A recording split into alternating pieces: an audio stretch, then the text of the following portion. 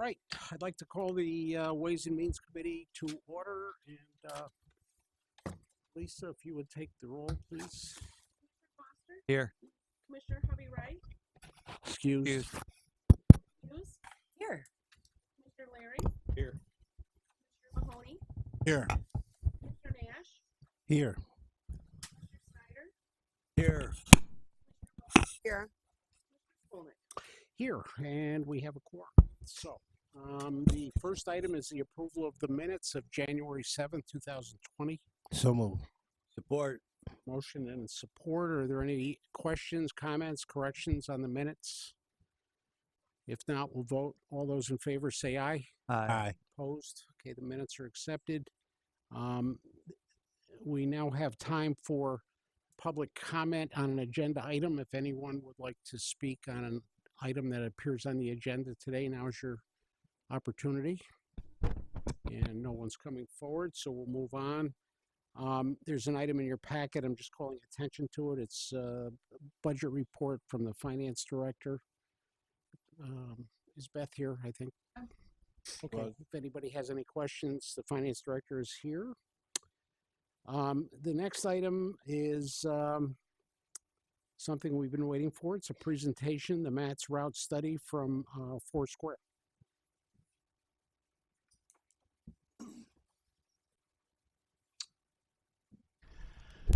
And he's wearing a necktie. Good afternoon, Commissioners. Jim Coons, Muskegon Area Transit. Thank you for allowing us to come today and talk to you and give you an update on the Muskegon Area Transit System's route study and comprehensive operational analysis. As you will recall, we've been working for a couple of years now on addressing some budgetary deficits and talked with our local community partners about coming forward with additional resources. And there was some interest in us also making some adjustments and changes to the system moving forward to better serve the community. So we engaged a consulting firm, Foursquare ITP, and Boris Pelchik and Alana McKeeman are here today to provide some additional update. They are nearing the completion of their study effort. You should have received over the weekend a copy of a paper report, and they will be going through that in various elements of that today and answering any questions you may have. So thank you. Thank you very much. Good afternoon. I'm Boris Palchik with Foursquare, so it's nice to be back again. I just need to make sure this thing works. All right. So when we were here back in September, we presented two service scenarios for all of you as well as the public. We presented two scenarios each for the GoBus demand response service and for the fixed route service. We also presented a new service concept called microtransit, and we'll be talking about microtransit again here today. So just a quick review of what microtransit is. It's a sort of technology-driven approach to demand response service. It's where you allow passengers to dispatch vehicles themselves with an app, with a smart app on a cell phone or a tablet, and it uses smaller vehicles, either cutaway buses like are used for GoBus, or even smaller like 8-passenger vans, and it's more dynamic than traditional dial ride service. So that's what GoBus is, and we talked about that a bit last time as well. So the scenarios that we talked about last time, the GoBus scenario is focused really on differentiating between the different zones that GoBus serves and defining the service characteristics within those zones. So what I mean by that is within the urbanized area where you have fixed route transit service, federal law requires that you also provide what's called complementary ADA paratransit service. So for people who cannot access fixed route service, you must provide paratransit service to those folks. So on the maps on the screen, the purple area is the area that's within a 3/4 mile buffer of where fixed route service would go. And there you must provide this paratransit service. There's an additional zone shown on the map, the green area. That is an area that is outside of the 3/4 mile buffer, but it's an area of communities that have historically provided financial support to MATS. And so we want to differentiate that area from the orange area, which is just the rest of the county. And these are communities that have not historically provided any financial support to MATS, but have historically had access to GoBus service. People countywide could make a reservation for GoBus service, even if their municipality did not provide any funding support. So that was the GoBus scenarios that we talked about, and we differentiated between those zones. The other part of what we talked about last time was fixed route service. And our main focus with fixed route service was trying to kind of right size the system to make sure that service is provided where it has the highest likelihood of succeeding and when it has the highest likelihood of succeeding as well. So the definitions, the recommendations for the two preliminary scenarios that we presented were based on a set of guiding principles that where those principles are followed, fixed route service tends to do better. And so we wanted to develop service scenarios that follow closely to those best practices and guiding principles. So that is what. Do we have that slide somewhere in our paperwork? This is not in your paperwork. What you have in the handout is a map of the fixed route recommendations. So I'll be talking about that in a moment. Is that in any of the paperwork that you sent us? It is in the final report document. Yes. I couldn't find it. That's why I went. Sure. So when we presented the various scenarios for GoBus and fixed route service back in September, what we heard from the public and from other stakeholders was, first of all, general support for the route changes based on industry best practices and guiding principles. So that means providing more bi-directional service. In other words, people can take a bus on the same street going one way or the other rather than riding one-way loops, which is what the current design forces them to do. Reducing required transfers, allowing people to have more what's called one-seat rides to their intended destination. And also just having the routes designed around the key destinations that people want to go to. So ensuring that every route has a strong mix of grocery stores, retail centers, medical facilities, and so on. So people don't have to transfer to get to those locations. They can get to those locations directly from their route. From the public, we also heard a desire for more weekend service. As many of you know, there's no Sunday service currently in the community. So there was a lot of requests for additional weekend service. We heard concerns from the public about changes that we were recommending in the two scenarios to fixed route and GoBus service. We were proposing a scaled back fixed route operation as well as scaling back GoBus service as well. There was some concern about that. We did hear a general interest in microtransit. Again, that's that technology-driven demand response service. We heard a positive response to that insofar as that service is able to solve some of the key issues that are plaguing GoBus. Currently, people that try to reserve GoBus service oftentimes are not able to get through because they're not either able to reserve a trip because there just isn't capacity, or they end up on the phone for quite a long time because there's just so much demand of people trying to schedule a trip. So people were interested in the concept of being able to schedule a trip on an app, palm of their hands if possible. So there was interest in the microtransit concept. There was, however, concern about access to technology and what would people do if they didn't have smartphones, if they didn't have smart tablets, how would they take advantage of the microtransit service? So we heard that from the public. From stakeholders, from the mayors, from city managers, and so on, we heard several concerns as well. First of all, we heard a concern about the cost neutrality of our proposed scenarios. In other words, what we presented to all of you last time were two scenarios that both were cost neutral. We got a lot of pushback from all of you, rightfully so, because there's currently a budget deficit. So if we propose a cost neutral scenario, that means we still maintain the deficit. And so we revised our recommendations, and today we're going to be showing you a different scenario that does address the budget deficit.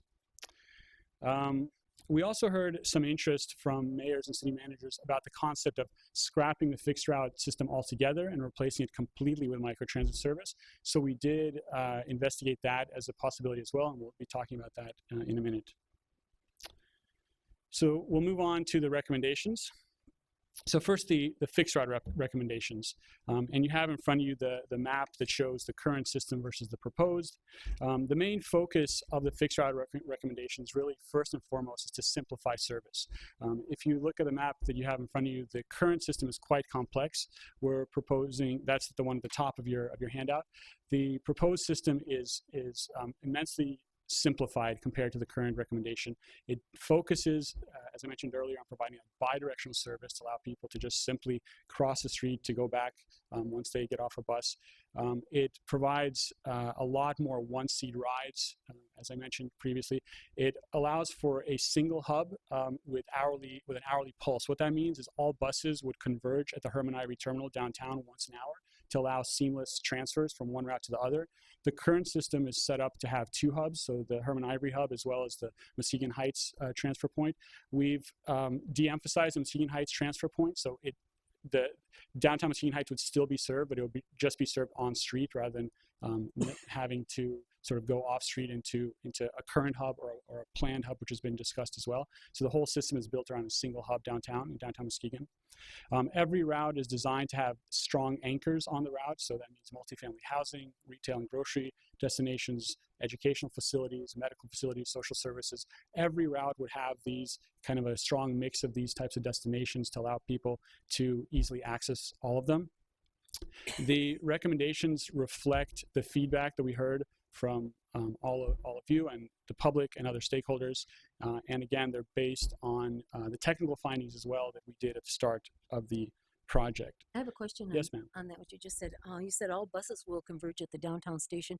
Are you saying all buses will converge at the same time? Yes, ma'am. So the routes would operate once an hour. And at the top of the hour, all buses would not, I shouldn't say all buses, all routes, because some routes may have more than one buses So how many operating. buses do you expect to have at that station at one time? So you would have seven buses at the Herman Ivory terminal at one time. At one every hour. Yes, so that would be called an hourly pulse. So they come together, they pulse once an hour, people can transfer, and then they go back out. So that's. Mm-hmm. Yes, sir. So we're talking about having 2 buses per route, at So some routes would have 2 buses. For example, the route 50 that is on your map that goes out to Lakes Mall, that's a very long route. So in order to maintain hourly service frequency, you have to have 2 buses because it's a 2-hour round trip. So if you have 2 buses on that route, then the route can provide hourly service. So the service design that we're proposing is a much more focused design. It's focused geographically. In other words, it's focused on the corridors where you see the strongest potential for ridership and, in fact, the strongest current ridership. So the map that's on the screen right now overlays the proposed system on the current ridership. So the areas in red are the high ridership areas. So you see the proposed network captures the vast majority of the existing ridership geographically. It also captures the vast majority of existing riders by time of day. So currently, nearly 90% of ridership activity occurs between the hours of 7 a.m. and 6 p.m. So we're proposing a fixed route service that is focused on the hours of 7 a.m. to 6 p.m. with additional different types of service, microtransit service, which I'll cover in a minute, covering other times of the day. So that's the microtransit recommendations. The microtransit service would be MATS operated. That's an important point. In other words, it would continue to operate as it does today. The fixed route service, the MATS fixed route service would be MATS operated. So then, just to address one of the requests that we had from stakeholders to investigate the possibility of scrapping the fixed route service altogether and replacing it with all microtransit service. So there were several reasons why we did not proceed with that recommendation. First of all, fixed route service is the most cost-effective way to serve large volumes of passengers. And there are times of the day when there are large volumes of passengers. So the fixed route service today carries approximately 1,800 passenger trips on a typical weekday. There are peak hours where there are 200 trips provided an hour. Microtransit service, which uses smaller vehicles, has a capacity approximately 3 to 5 passengers per vehicle per hour. So let's assume 4.5 passengers per hour. It would take 44 microtransit vehicles to carry the maximum load that we're seeing today on the fixed route buses. So we didn't see that as a viable or affordable option. So instead, we came up with a service scenario that was a mix of fixed route, demand response, microtransit service. When you say 1,800 people an hour. No, a day. 1,800 passenger trips on a typical weekday. That's 1,800 passenger trips. How many people actually travel in a day? Impossible to know that because you could have one person, just taking 1 trip a day, another person taking 10 trips a day. So it's impossible to know exactly. On our buses, there's 1,800 people ride them a day. 1,800 passenger trips a day. Available or so you're saying there's 1,800 passenger trips available? No. There are 1,800 passenger trips that occur during a typical weekday. You're saying 1,800 people get on and off the bus. That's correct. That's correct. There's could be eight. the same person. It could be the same person. A passenger trip is one person taking one trip, so it could be the same person riding 1,800 times, or it could be different individuals. Most people ride on average twice a day. Some people ride 10 times a day, but there's 1,800 passenger trips being provided on a typical weekday. So during the peak hour, there's 200 trips that occur just within the peak hour. So we need to design for that worst case scenario where you have to transport 200 people in an hour. And so if microtransit vehicles, the smaller microtransit vehicles can carry, between 3 and 5 people per hour, then that would require 40 to 50 vehicles. Did you do a survey that showed how many people actually got on, and that's where you got this figure? We did, yes, we did what's called a ride check. A ride check is where we have surveyors on the buses, and they sample every single trip on every single route. So we had a data set that included every single trip on every single route. In one day. In one day. Mm-hmm. Could you tell me exactly which routes on this new proposal would not have more than one bus? Would not have more than one bus. So the routes are, I'll show you actually a diagram in the next slide after this one that will, I think, address that. It's if we can hold that question for the next slide, because it does show a diagram of what routes the buses are serving. So just quickly to talk about demand response service. So demand response service, which currently is provided by GoBus, in our recommendations, we're proposing 2 distinct types of demand response service. The first type is ADA paratransit service. So that's the type of service that's required by law. That's the type of service that you have to provide within 3/4 of a mile of fixed route service. What we're proposing is for the ADA service that MATs strictly adhere to ADA regulations and guidances. So the requirement is that you must provide service within 3/4 of a mile. You do not have to you don't have to provide it beyond 3/4 of a mile. Secondly, the requirements are that you must provide the service for people who are certifiably disabled. Currently, MATS does not have a certification process. So people use the service if they declare themselves to be disabled. In addition to that, MATS outside of the urban core provides service to seniors and disabled. It's not strictly adhering to this concept of certifiable disability. We're proposing that you limit the ADA paratransit service to just within the 3/4 mile buffer and just to people who are certified as disabled. On top of that, we're proposing a general public service that'll be a microtransit service. So that service we're recommending would be a turnkey service. It would be a contracted service. It wouldn't be provided in-house by MATS. It would be branded as MATS, but it would be provided by a contractor. The reason for that is the contracted operating cost is far lower than the MATS operating cost. So MATS operating cost per hour is approximately $98. The contracted service would be in the range of about $50 an hour.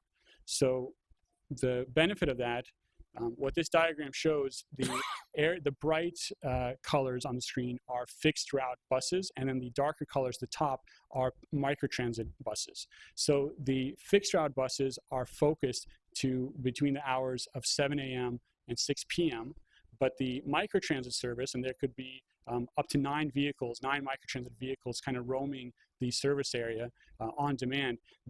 Because the operating cost is so much lower, we can actually expand the span of service from 5 in the morning to midnight. So that would cover second and third shift employees. It would allow job access. It would allow for even weekend service, which I'll cover in a second.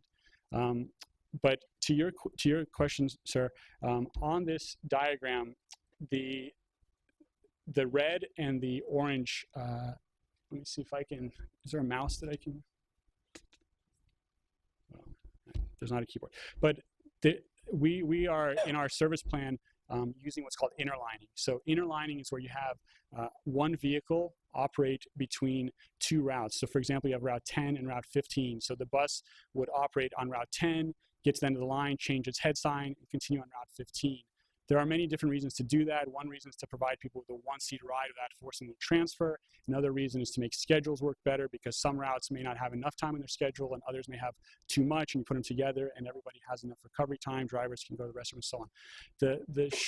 What I'm getting at is Route 10 and 15 would be operated with two vehicles. So both of those vehicles would alternate between the 10 and the 15. And you're saying they're just going to drive around town until somebody calls them? No, ma'am. This is they're fixed gonna- route you're service. talking about they're going to crisscross, so to Uh, speak. If I may, I think to answer your question, Commissioner Nash, there are 7 routes proposed with 8 vehicles total in operation. The only route that has 2 vehicles on it is the Route 50, which is the long route that heads all the way out down Harvey and Grand Haven Road corridor. Otherwise, each route would have 1 vehicle on it. So if you're at any bus stop along the route, it would be once an hour headed out and once an hour headed back. So am I understanding that Route 10 and 15 are going to run with 2 different buses? So And- that's and a, as that's it- a logistical complexity. Yes, there's 2.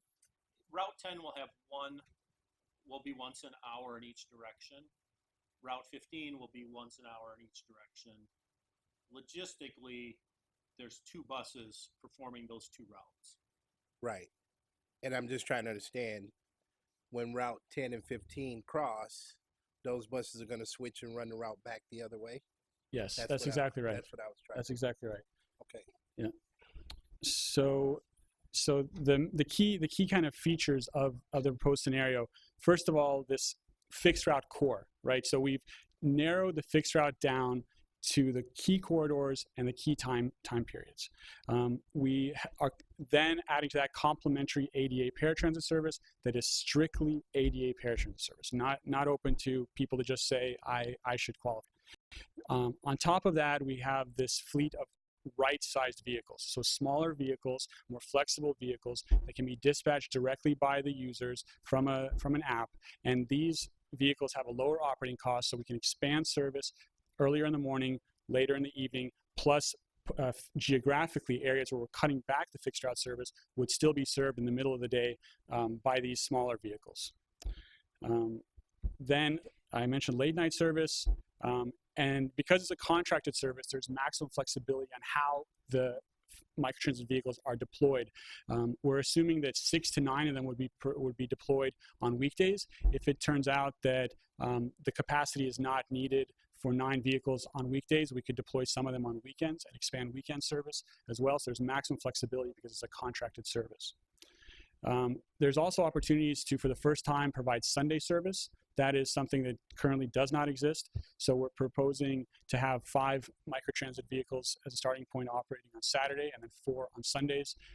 That mix could change over time, but that is how we're proposing the microtransit service to complement the fixed route service. Are the microtransit operator, are they paid by the ride or by the hour, or how are they compensated? Right. So the contract would be for a certain number of revenue hours. So a revenue hour is 1 vehicle for 1 hour. So you purchase from them a certain number of revenue hours, and you include in the contract what the maximum wait time is for reservation. So it's kind of getting into the weeds again. So what's shown on the screen now is kind of the end result of what we're proposing. So the current service scenario, what you're doing today, the annual cost is about $4.5 million today. It buys 50,332 revenue hours of service. That's the number of revenue hours that are available to the riders today. The proposed service, the recommended service, is less, so it's $3.87 million because the operating cost of microtransit is less, but it actually provides more revenue hours of service. So riders have more hours of service available to them to use the service.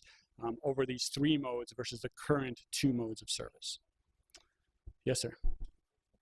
With the microtransit, the vehicles are being supplied through MATS? The vehicle, we're recommending that this is a contracted turnkey operation, meaning the contractor provides the vehicles, the drivers, the technology, all of it. It can be branded as MATS service, but it won't be operated as a MATS service. For the passenger, it may make no difference. From their perception, it'll be a MATS vehicle, but it'll be a contracted service. But they have to purchase those vehicles, the contractor. The contractor, and that's all included in the price, the hourly $50 per hour rate. That includes the vehicles, that includes the drivers, that includes the technology. That's what MATS pays for that service? It's That's $50 an hour. It's $50 per revenue hour of service. Are those the vans then could be like minivans? They typically are minivans. In fact, maybe I should clarify the revenue. It's $50 per revenue hour of service. So that's, if you have multiple vehicles, that's $50 per hour for each of those vehicles, just to make sure that's clear. The vehicles, so what's on the screen now at the bottom are examples from microtransit service around the country. The gray van is in the Salt Lake City area in Utah. The one on the left side of the screen is from Baltimore, and then the one in the middle is from Arlington, Texas. So they're typically 8-passenger vans, and they usually and they are wheelchair accessible as well. So that's what the vehicles look like. Okay. So the next part of the presentation is the financial implications of all this. I'll pass the torch to Lana unless there's any questions about the operations. Okay. All right, good afternoon. All right, so what you've all been waiting for. So as Boris mentioned earlier, what we're looking at, the total estimated operating costs for our recommendations would be significantly lower compared to the status quo. So you're saving about $650,000 per year. Where find this page? This is in the report. What page number is it? Oh, 14, slide 14. Yeah. Despite an increase in the total number of vehicle hours of service that we're putting on the road due to the use of a third-party contractor. So the new budget here, you can see in the table, we've highlighted what the local revenues would be needed to implement all of these recommendations. This assumes then no general fund revenues coming from the county. So I think Jim touched on this a little bit, but we've had some preliminary discussions with some of the selected local funding partners. They have indicated tentative support for implementing the fixed route and Go Bus recommendations as we've recommended them, and some interest in the microtransit option. But of course, these discussions are ongoing, and what your exact expenses are depends on how many people opt in, and then what service area you're serving and the size of the population in that service area. So these are tentative, but these are our best guess based on the information we have today.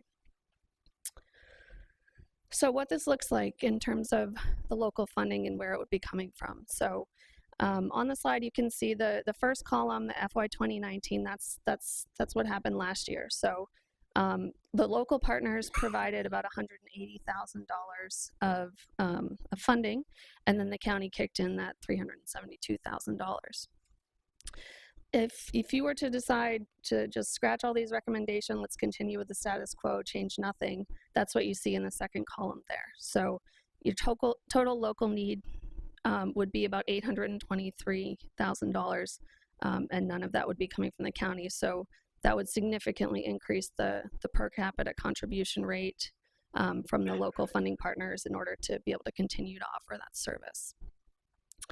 What you see in the third column would be the cost, the local need that you would have for just implementing the fixed route and ADA paratransit recommendations. So that would require the local partners to pay $242,900, again, according to our best estimates.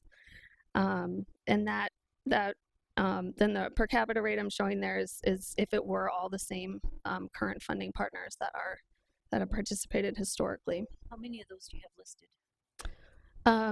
They're not listed here, but the 5 partners that have populations within the fixed route service area are City of Muskegon Heights, Muskegon Charter Township, City of Roosevelt Park, and City of Norton Shores. And have you talked to Muskegon Charter Township yet? I'll let.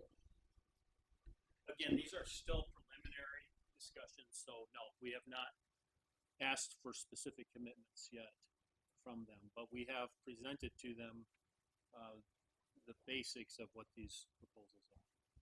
Because I can't find that in any of my information on page 14.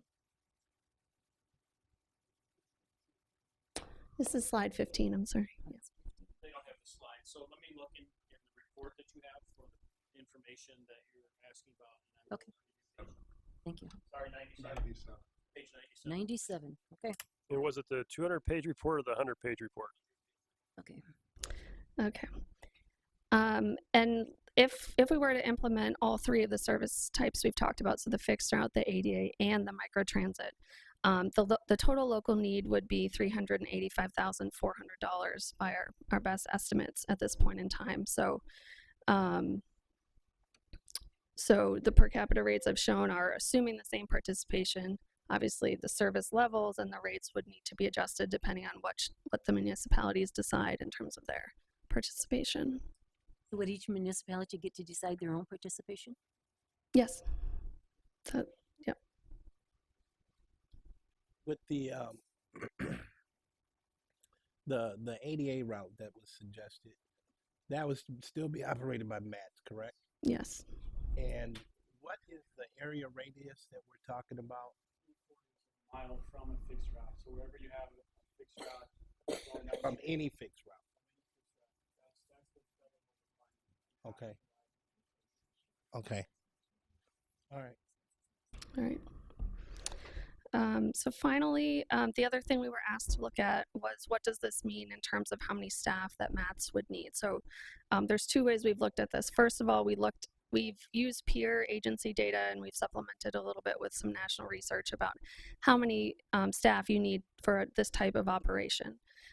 So what we see today, and MATS has deferred some hiring in light of the study and whatnot, but if MATS were to be staffed in line with peer agency averages, and by peer agencies, we looked at mostly ones in Michigan, Battle Creek, Holland, places like that, MATS would have about 63 FTEs compared to the 43 it has today. However, we're also proposing that we would reduce the amount of service that MATS would be operating directly compared to today. So when we look at kind of national averages and peer agency rates in terms of how many mechanics you need relative to the number of hours of service you're providing, we estimate that MATS would reduce its total staff over time to between 31 and 32 total FTEs. How much is that down? That would be 11, it would be from 43 to 31.5, which would be 11 or 12. Okay, thank you. Yep. That's what we've got. Any questions? I for one, like this, what did you call it? Micro? Transit? I love that idea. It would be more convenient for everybody. I noticed just on the way here today, I saw a Federal Express truck, and on the bottom it said operated by. So Federal Express didn't own the truck. I don't think they own very few of their trucks, and they're operated by independent businesses. And you're basically creating opportunities for businesses, for other people, and reducing our costs and giving people better service. I mean, that's why you're here. We're supposed to be here. I hope it works. Commissioner, if I can just, regarding microtransit, I think they looked at a couple of different options. One is obviously. Hey, Jim, could you use the mic because we're on recording? I just want to speak to microtransit unless Boris would like to. One of the possibilities regarding microtransit is that you hire a company to provide all the technology, but then you operate the vehicles yourself with your own staff and your own equipment. That is not what is being recommended here. They're recommending the turnkey solution primarily for cost reasons. I just want you to be aware that there is a very limited pool of microtransit operators in the country. So this is not something necessarily where you're going to find a West Michigan vendor to just come in and start up a whole new system. This is likely one or perhaps a couple of national companies that are in this right now. So The microtransit, would the app situation, that'll have to be controlled by the contractor also, correct?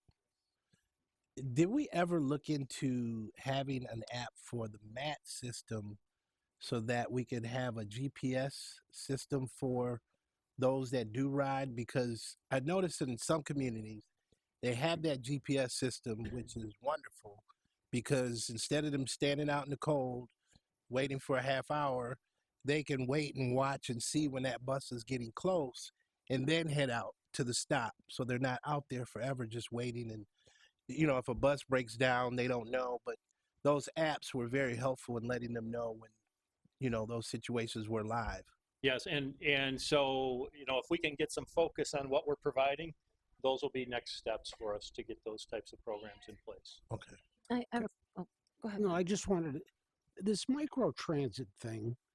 Couldn't that be put out? I mean, somebody could develop that system locally. I mean, okay, I buy 5 vans and I'm one of your vendors and I know that I've got guaranteed income. And I don't know how you would get the system, but I mean, that could be a local business. It wouldn't have to be, I don't know what it would take to make that happen, but it couldn't be that hard. So this is an emerging area with transit industry. 2 years ago, we wouldn't even have this conversation. It's the convergence of the technology has caught up with the needs, and it makes a lot of sense. I think in the future there'll be a lot of options in microtransit service. Currently, there's a lot to provide just the technology, and for some, in Grand Rapids, for example, they've installed the technology on their own vehicles to operate some of their vehicles in a microtransit manner. Here we are proposing the turnkey because of the lower operating costs. So it costs $98 an hour for Jim to operate the service. This is $50 an hour. Every time the contract expires, maybe there will be another vendor that you can switch to. But at the moment, there are very few that provide the turnkey option, which we think is the best option here. I was just what I was going to talk kind of follows up on Bob's. I notice now a lot of vendors that say, seniors transport, and I mean they're all over now, and they're really beginning to take over. Maybe they will, pick up enough that they could work with us. I mean, there's several of them in Muskegon now. Right. The one point that we maybe didn't completely stress is the geographic coverage of the proposed service. So we showed this. Oops, we showed this map previously. On this map, the areas in orange are the areas that have historically not been funding partners for MATs. Moving forward, we're recommending not providing service in communities that are not funding partners. I just want to make that clear. So the orange areas, even though today they do have access to GoBus, at least in theory, even though it's kind of a lot of competition for the limited resources, in our recommendations, they would not have access unless their municipality chose to become a funding partner. But they still have access to the transit services that Muskegon provides that are out there right now. Well, If they're traveling in Muskegon. if they happen to make their way to Muskegon, yes. But I'm saying you could still call one of the transport services that Muskegon has, not Muskegon County's MATs, but there's all kinds of them all I see what you're over. saying. You Yes, could still call okay, them yes. transit service. Sure. Right. So I have a question. Can you flip back to the financial page?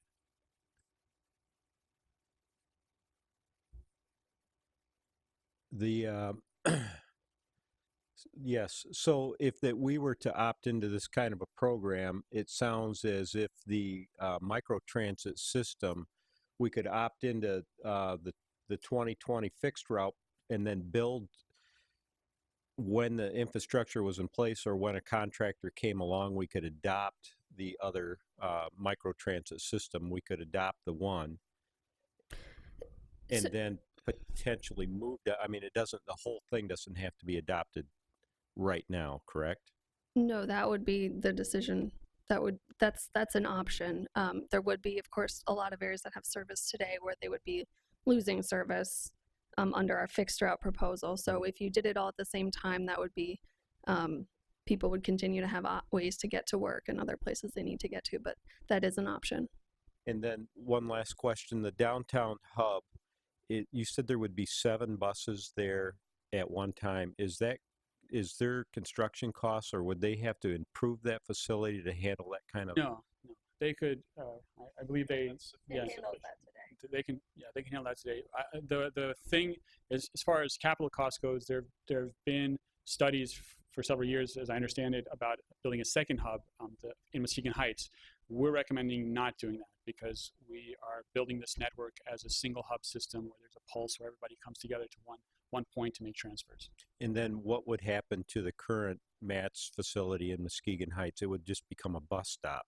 Right. So it would be a regular on-street stop. Right now, the buses go into the farmers market area, so they kind of go off-street, and there's a sort of a hub there now. So we would not recommend that be that operation continue. So that would revert to a farmers market shed, I suppose, but it wouldn't be a bus hub.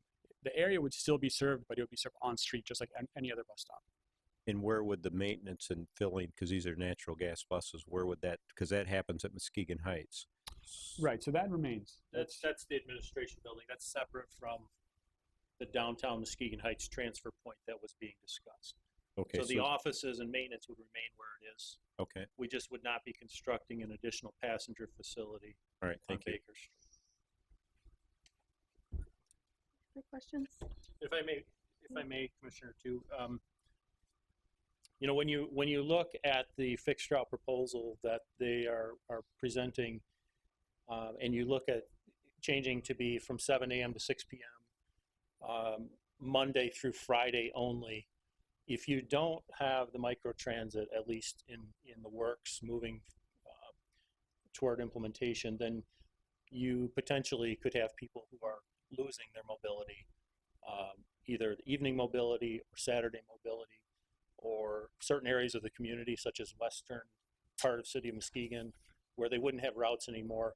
The microtransit is kind of the pickup, so to speak. So I think the microtransit is an important piece of the total implementation. Now, if we wanted to talk about microtransit in some of the outlying communities where they don't currently have access to fixed routes, those can certainly be developed over time if those communities want to add to that. But implementing all three elements at the same time avoids us pulling something out without another option for people. And sorry, I've got one more. Go ahead, Charles. Charles. I just had a question. How many employees do you currently have that are part-time, and how many employees do you have that could potentially retire?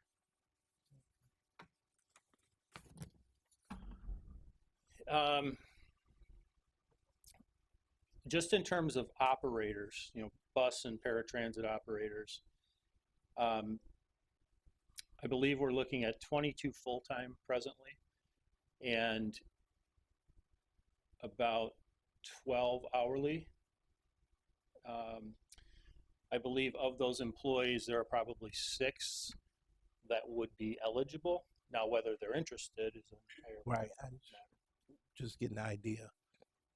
So 12 hourly and 6 that could potentially retire. We have a lot of vacancies in the ranks now because we've been holding off on filling positions. Okay. So we have many more positions on the books than that, but we have a lot of vacancies already. Okay. And I have another question too. Yes, Susan. Did you poll any of the people that use the bus from 6 to 7 to find out what they would be losing? 6 to 7 a.m. Yeah, 6 to 7 a.m. I mean, how many of those were going to work that were going to be affected, or are you just guessing at that? So we know what percentage of our ridership occurs during that hour, and then we know that where was that? Let's see. And then we know that the microtransit, if you were to implement it at the exact same time, would be available as an alternative for those That's not people. what I asked. I asked, did you check with the people to see how many people were trying to get to work at that time? We do have survey. We did surveys early on where we asked people what they use the service for, and work trips were among the top categories. We have not yet taken what you see here to the public. That's a. But I would think you would know that before you. I mean, right now, when you come to us, you could tell us we're going to put so many people that can't get to work in the morning. Well, when we do these studies, we don't. You don't. It's You don't count the people. No, ma'am. We don't count the people individually. I mean, we know that there's 1,800 trips a day. We know the vast majority. How'd you know that?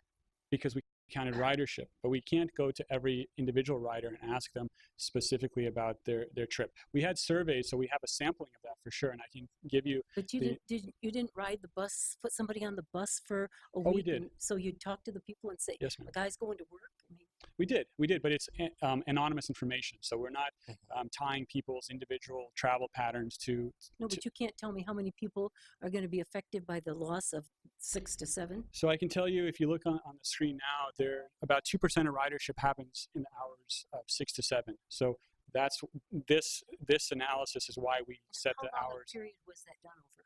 I'm sorry. How long a period was that done over? The sample of the ridership, it was done over approximately a week of samples, but not all the routes were sampled every day that week. So we created essentially. You actually have no idea if you had 25 people every day that go to work on that, or if you just happen to pick up a couple people going to the grocery store early. We have a sense of, we definitely know the ridership patterns, which you see here. We also can apply the percentage of people that travel for work. We do have that information as well. We don't have information tagged to actual unique individuals. Everything is anonymous. All of our information is anonymous. And all of this information you got acquired in a week. We did a sample during a week. Yes, ma'am. We actually had a survey online as well. So Thank you. Okay, anybody else? Zach, Yes. we're going to need to wrap this up. Yep. So one last question. There are communities on this map that don't historically participate in MATs. But yet you had stated that only communities that participate would. So are you, if they, and I'm thinking of Fruitport in particularly, you've got 2 routes that head out to Fruitport. If they don't want to participate, what happens to those routes?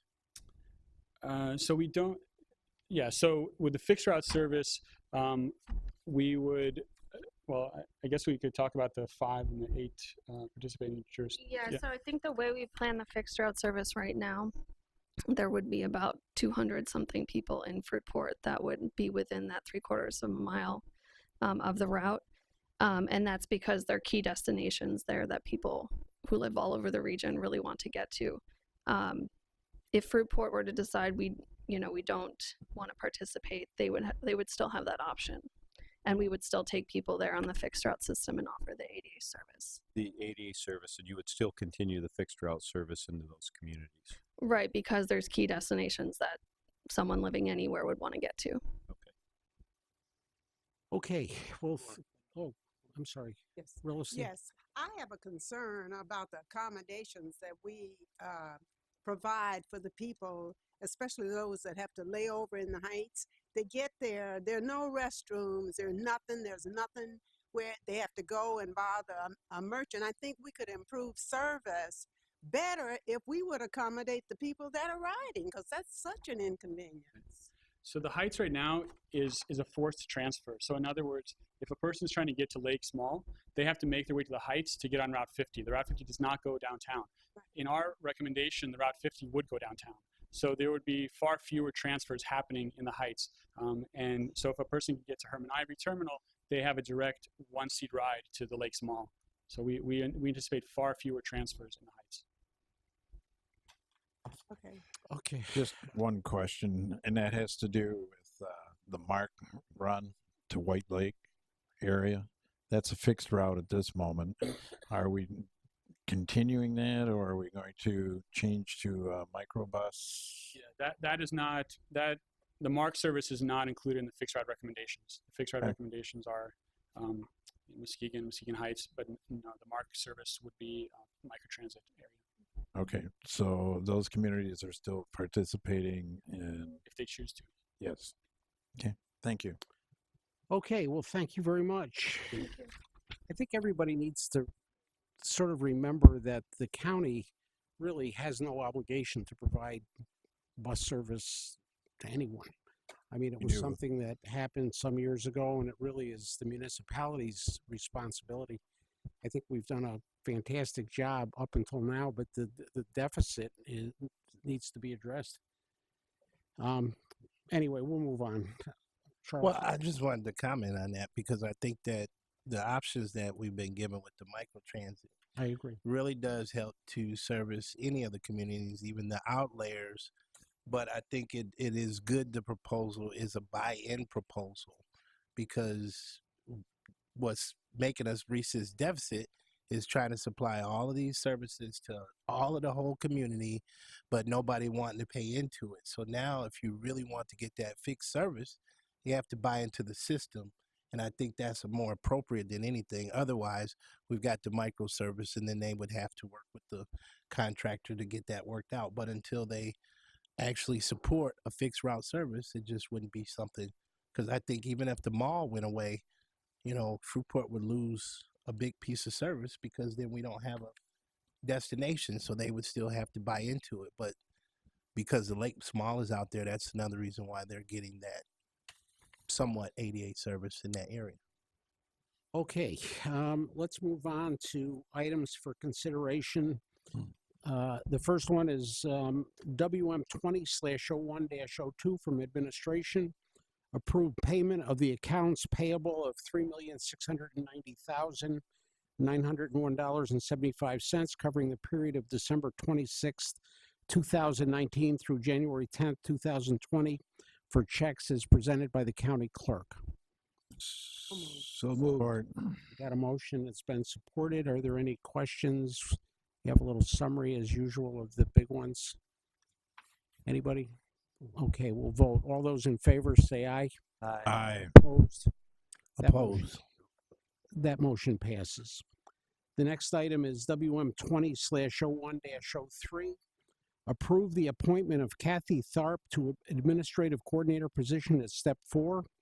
Reclassify the Executive Assistant to the County Administrator to Executive Assistant/Community Relations Coordinator, and temporarily assign a current employee to the Executive Assistant to the County Administrator position, adding an additional step increase to the employee's currently hourly rate until the vacancy in administration is filled. Support. I have So moved. I'm moved. sorry. okay. We have a motion that's been supported. This, of course, is all due to the sad retirement of one of our key people. Okay, we have a motion that's been supported. I have a question. Yes, ma'am. Is this going to be permanent, or are we still going to be looking for somebody for administrative I coordinator? believe we're. Go ahead, Mark. The one is being appointed, right? So then that leaves a vacant position. Kathy's position vacant, so we would have to advertise for So that you're appointing her permanently. We're not looking for somebody else. one. Right, we're appointing Kathy to Lisa's position. Maybe. Okay, we'll vote on that. All those in favor say aye. Aye. Opposed? That Me. motion passes. The next item is WM20/01-04 from Facilities Management and Public Works. Authorize the sale of a 2005 Ford Taurus through Metamor Auctioneering. So moved. Inc. And a motion that's been supported. Matt presented me with the paperwork on the car. There's multiple holes in the floor, and it's extremely rusty, and it needs a head gasket and a whole bunch of other work.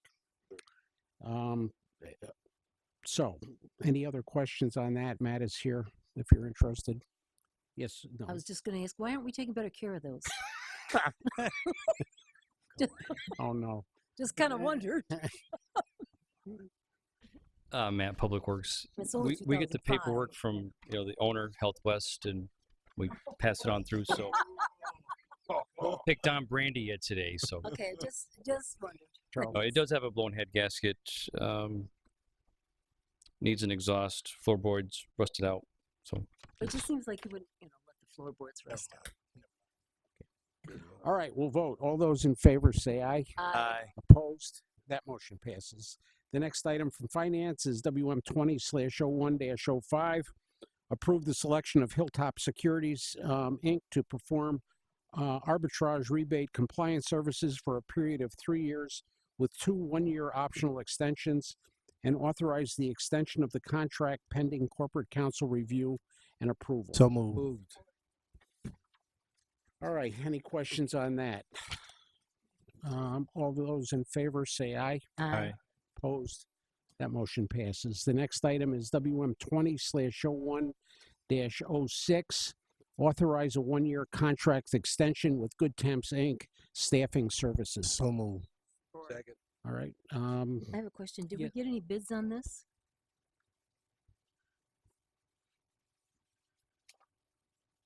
Kristen Wade, Human Resources Director. No, we did 2018. We went out for bids. We got approval for a one-year contract with 2 one-year extensions. This is our last extension, so next year we would go out for bids. Thank you. Anybody else? Thank you, Kristen. All those in favor say aye. Aye. Aye. That motion passes. The final item is WM 20/01-07 from the Lakeshore Museum Center. Authorize the Lakeshore Museum Center to provide the Muskegon County Clerk with museum millage renewal language for the May 5th, 2020 election ballot. So moved. Second. I got a Yes, question. Zach. It appears we're doing this early. Why are we doing this a year early? Anushka, please. Hi, Commissioners. Anushka Soler, President, Lakeshore Museum Center. Yes, this is a year early, and the reason we're hoping to do that is a year from now, we are looking at an expansion for our facility, so we would likely be coming back for a construction bond that could go on the ballot. So this is a way to not have 2 items on the ballot at the same time. Secures what we have. If the voters say no to that, if we can even get it through you first to do an expansion for the museum, we have secured what we have in place. And if voters say no at that point, then we just live within those means. But it gives the voters an opportunity a year from now to think about an expansion for what we offer. So we're going to hit them with 2 millages in 2 years, basically. Okay. Unless between now and then we're doing the feasibility work on the cost of what that expansion would be. If it's not going to be feasible, then we wouldn't bring it forward. Anushka, does this have anything to do with your acquisition of the Heritage Museum? No, completely separate. The Heritage Museum is self-sustaining, so we're taking that on simply so that it doesn't close, and it's another resource in the community that's available to the tourists as well as the locals that use it. Congratulations on that. Thank you. Cool. All right. If there are no other questions, we'll vote. All those in favor say aye. Aye. Opposed? That Aye. motion passes. New business. Is anyone? I have an item of new business. Yeah, if Lisa would come up to the podium.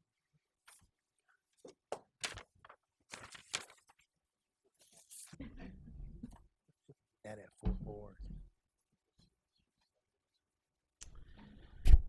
Lisa is the one who's retiring, and I think I'm the senior, at least with number of years, commissioner serving, and I'm kind of sad to see you retire for a couple of reasons. One is I consider you an excellent friend, and you're probably, sorry, Kathy, you'll be my next most favorite person in the county, but one of the most favorite people for me anyway here at the county. And in all those years, Kathy is never, I know she has personal opinions, but you have no idea what she's thinking when it comes to politics, and I kind of like that.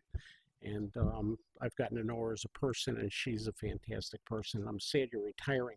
We found out that she was retiring about 2 weeks ago, and I thought you were going to be here for another couple of years, but I think she's had enough. And I know that feeling as I retired 20 years ago, and I had enough. I'm not going to read this whole thing, but I have to read some of it because it's fantastic. She started as a clerk typist and, of course, ended up as I would think probably the senior administrative staff in the county. She really has been working with the county commissioners and was the administrator's assistant for a long time. But I want to read part of this because it's really good. Whereas Lisa has had tremendous devotion, and since 2012, she's been here since 1986, but 2012 has prepared approximately 192 Ways and Means Committee meeting agendas, 96 Courts and Public Safety Committee meeting agendas, 96 Community Development Committee meeting agendas, 96 Human Service agendas, and prepared 216 full board meeting agendas, and has worked for 5 county administrators. Whereas since 2012, Lisa has attended, recorded, and prepared the minutes of approximately 1,000 meetings. Whereas Lisa has made constant commitment to treat coworkers, customers, and this board with dignity and respect. Whereas Lisa has experienced 34 years full of good days and bad days, days of multitasking, making great achievements, putting in the hard work, enduring stress, having sleepless nights, meeting countless coworkers, coffee breaks, and vacations, all while making many, many lifelong friendships. Lisa has earned the admiration, and respect of her coworkers, colleagues, and this board for her dedication, enthusiasm, professionalism, sense of humor, and hard work. Now, therefore, be it resolved that the Muskegon County Board takes great pleasure in expressing its gratitude to Lisa Chalko for her contributions and service to Muskegon County and the Board of Commissioners, and appreciation for her years of a distinguished service.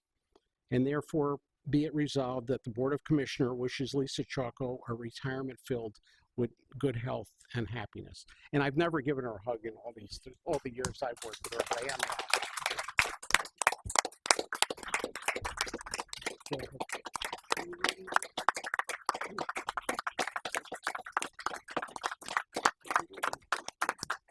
Now you're getting her opinion, Bob.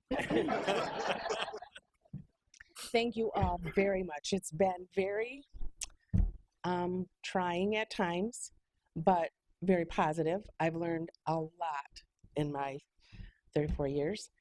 And I thank you all for your support. Mark, especially Kathy, and Beth, if she's here somewhere. So that's it. Thank you.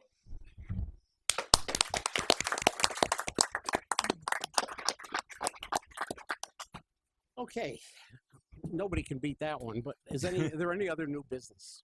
I have one question. Yes, sir. Wondering if, Mark, can you give an update on the 287G work session? Yes, I reached out to our student to see if he wanted to attend. There was a township supervisor interested in going as well. So I was trying to figure out some dates that they are all available. Okay. Yourself as well. So I've not reached out to them yet. Okay, thank you. Okay. Mr. Chair, real quick before Yes, you go, Gary. could I ask staff if we can do a work session on having match become an authority and maybe get a feel for where that would go? Yes, to answer that question, but it goes along with my comment too. I appreciate obviously Board and Lana's presentation today. There's a lot of work that went behind that, as well as Jim and Bob Lukens in the audience. And one thing that we have talked about is what an authority might look like. And I was going to bring a motion on full board to be able to go out to the 3 cities and 4 cities, 1 township to discuss this report, but also bring to the board the idea of what an authority might look like. So with your permission, I'll move forward with that. Yeah, I'll withdraw my until you come back to us. I'll bring something on Tuesday. Yes. Okay. Yes, John. I think we might be surprised. I think we might find that there are people out there interested in providing the separate service that has been referred to. Anybody else? Public comment. And now's the chance for public comment on pretty much anything. Wow, got off easy. Move we adjourn. Yeah. We're out of here before somebody comes forward. Final board comment. Has anybody got? That was it. That was it. That was it. I need a motion to adjourn. So move. Favor. Aye. We're adjourned.